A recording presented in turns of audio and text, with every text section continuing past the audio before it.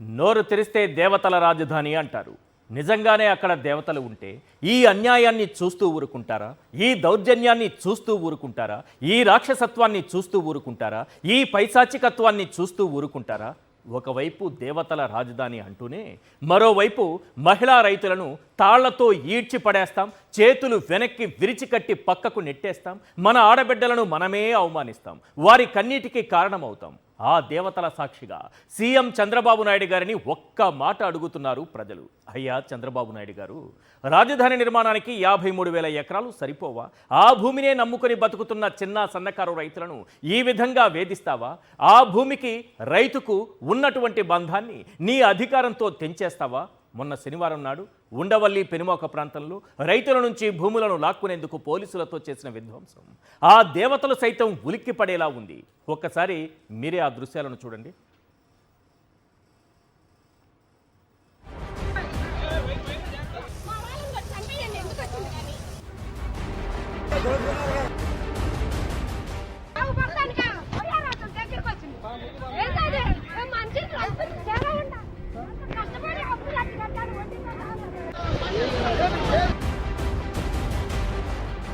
మేము జగన్ దగ్గరికి వెళ్ళినా మాకు న్యాయం జరిగేది. మేము చంద్రబాబుని నమ్ముకున్నందుకు మాకు జరిగింది. వీళ్ళ కోసం మా తాతలు 30 సంవత్సరాలు ఇచ్చింది, వీళ్ళ కోసం సంపాదించింది.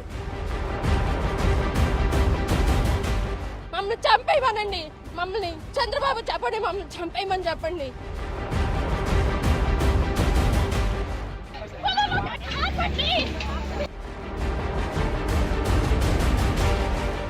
ఒంట్లో బాగోదు, మనిషిని రమ్మన్నా పక్షపాతం వచ్చింది, ఆయనకి వస్తుందా?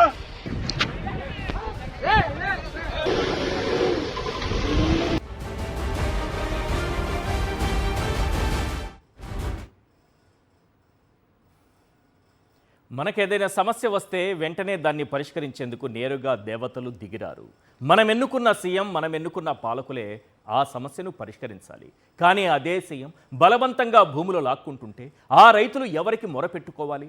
ఉండవల్లి పెనుమాకలో భూములు కోల్పోయిన రైతుల పరిస్థితి అలానే ఉంది. ఒక్కసారి వారి గోడు వినండి.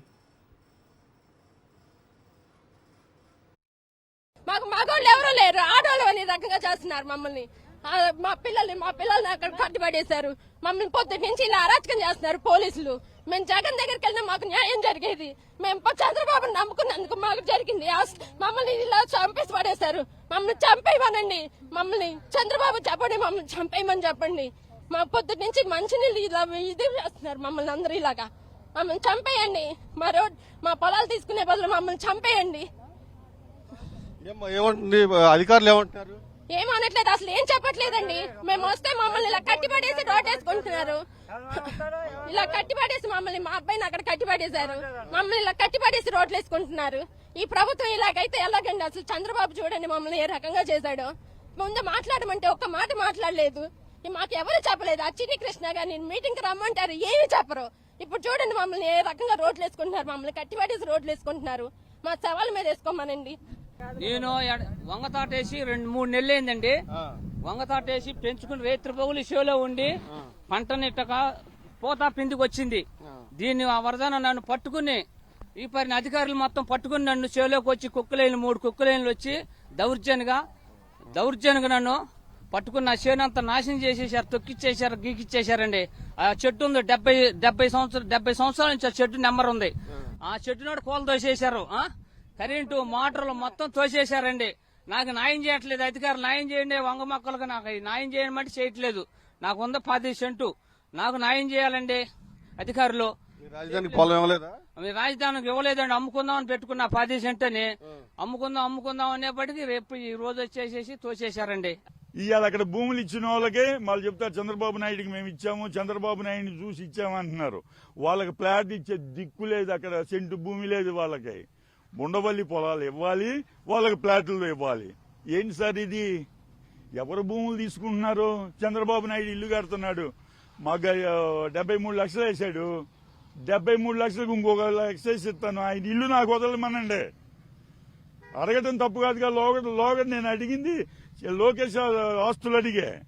ఇప్పుడు చంద్రబాబు నాయుడు ఇల్లు అడుగుతున్నా, 1,00,000 ఇస్తున్నాగా. నాకెందుకు ఇవ్వరు?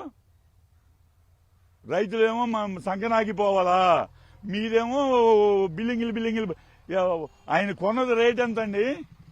ఇవాళ అక్కడ భూమి ఈ మట్టి రేట్ ఎంత ఉంది అక్కడ చెప్పమనండి.